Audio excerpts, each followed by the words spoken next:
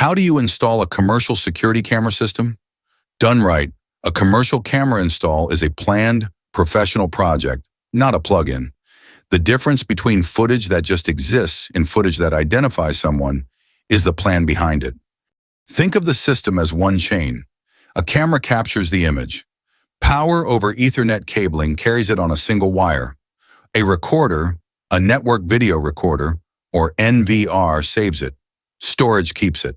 The footage is only as strong as the weakest link. Installing it takes 4 steps. First, plan where every camera goes so coverage has no gaps. Then mount the cameras. Next, run the cabling back to the recorder. Finally, test every angle before you sign off. A blind spot you miss now is the shot you needed later. How long does it take? Typically a day or 2 for a small building, a week or more for a large one. A few decisions make or break the whole system, where each camera points, whether you run it in-house or hire a pro, and the small mistakes that quietly cost you usable footage. For a commercial or government building, this is a professional job. Safe and Sound Security designs and installs commercial and government security systems nationwide, with 20,000 plus locations protected over 19 plus years. Next, see where to place every camera for full coverage.